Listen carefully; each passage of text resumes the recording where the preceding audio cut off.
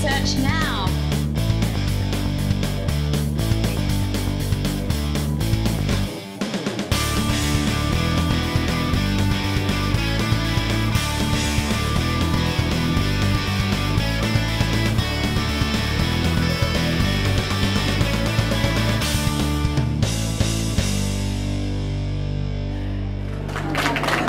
Welcome back to Research Now Live. Thank you all for joining us. We have with us Hilary Kolman from MEC Global. Welcome, Hilary.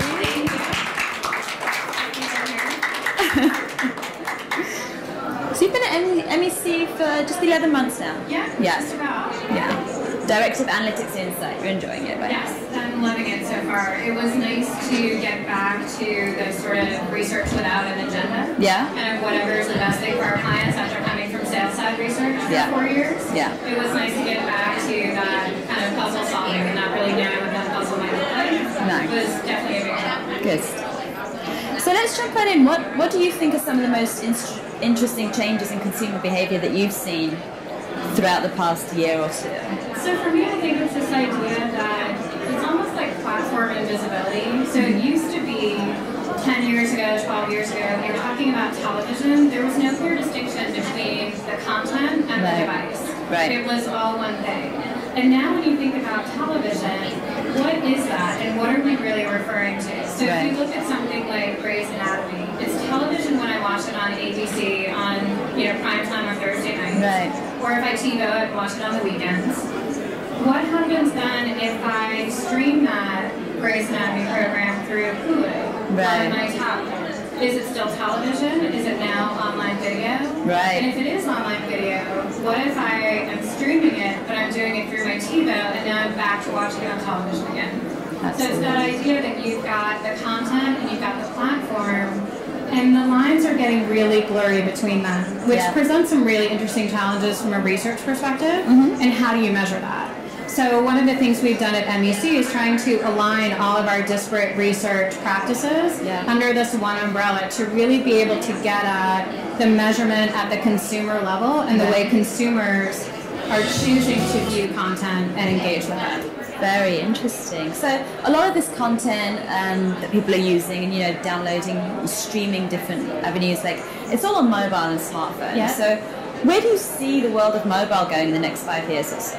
So I think for mobile, it's really kind of a 360-degree conversation. So a large part of it is the idea of consumers are choosing to view content on their mobile devices. But mobile is really becoming more of a life management platform. So I can choose to watch a TV program, I can stream a movie, I can read a book, I can read an article from the New York Times.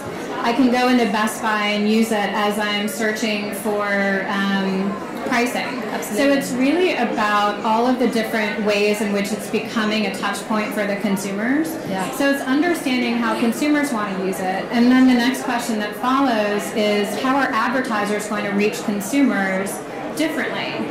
And what is it saying about me and who I am and what I like that I'm choosing to consume content or engage with something on a mobile device rather than through a more traditional or more expected platform? And you need to talk to me differently that way. And then the big question that I'm concerned about, that I think most of us are given the environment, is how does that impact research? And how are you going to measure that?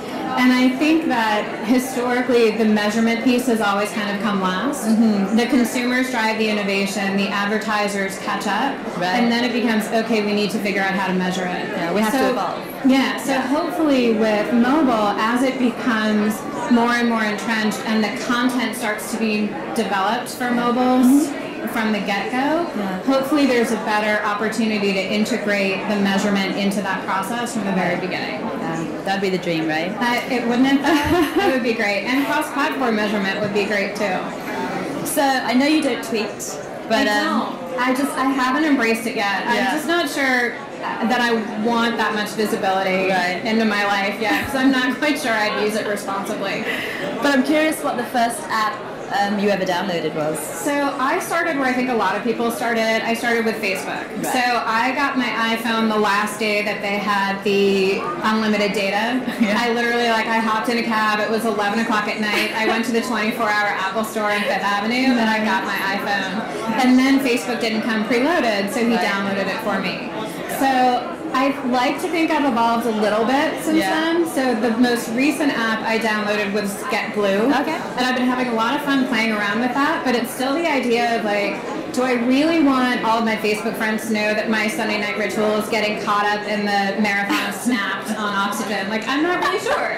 But you can check in and you can unlock a badge, and it's just the whole badge idea. Like, I didn't think I would find that exciting, but then I started scrolling through. I'm like, wait, what other badges can I unlock? Oh, I saw Hunger Games this weekend. I can unlock that badge too. So yeah, I'm totally getting sucked into that now. So I like those social sharing apps. I think they're really interesting. They're very cool. So getting back to the research side of things, how do you see it impacting your business at MEC in the next 2 to 5 years? So I think there are really two things that are really going to be prominent. As you may have heard, Group M has partnered with Nielsen on developing a cross-platform measurement system. So I think clearly that's one of the directions in which we're moving. Yeah. And I know that was part of the 3MS initiative as well, is this idea of being able to measure regardless of the device or the platform. I think the other piece is I heard John speaking shortly before I was up here about big data. Yeah. And for us, it's really the idea of cookies as currency, and you now have the ability to have that one-on-one conversation. And there's really a convergence now between declared and behavioral data, and needing to really understand what that means and how to derive the right insights for advertisers. So it's not just data for data's sake, but data to be able to tell the right stories. Yeah. And again, that's something that, you know, we're hoping, and one of the reasons I came to MEC was the ability to sort of work across those teams. To be able to do that was particularly exciting for me. Yeah, I can see that. So with all the new tools and innovations and things that are coming up, what do you think is one of the most annoying buzzwords just using the business? Okay, so I have two. First is apples to apples, because it's never apples to apples. And even if it is, what kind of apples are they? You've got Granny Smith, you've got Red Delicious, you've got... That's a good point. You've got so many different apples, so what does that even mean? So to me, I always say it's not even apples to apples, it's like apples to monkeys, because they never have anything to do with each other. And the other one that I really hate, and this is just the grammar student in me, I can remember from 10th grade Latin, Mr. Amram telling me that the plural of any word ending in UM ends in A. So the plural of medium is not mediums, it's media. So I hear mediums and I start looking around for psychics somewhere. I'm like, what's going on? I'm like, the right word to use is media.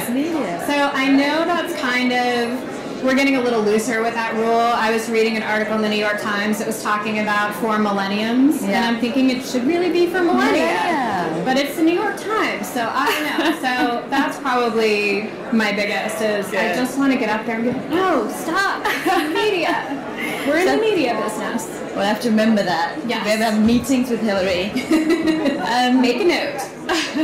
I wanted to thank you for your time. Thank you. Really This is great. A little gift for you. A parting gift. Yes. Awesome, thank you. For taking the time out. You can if you like. Paris.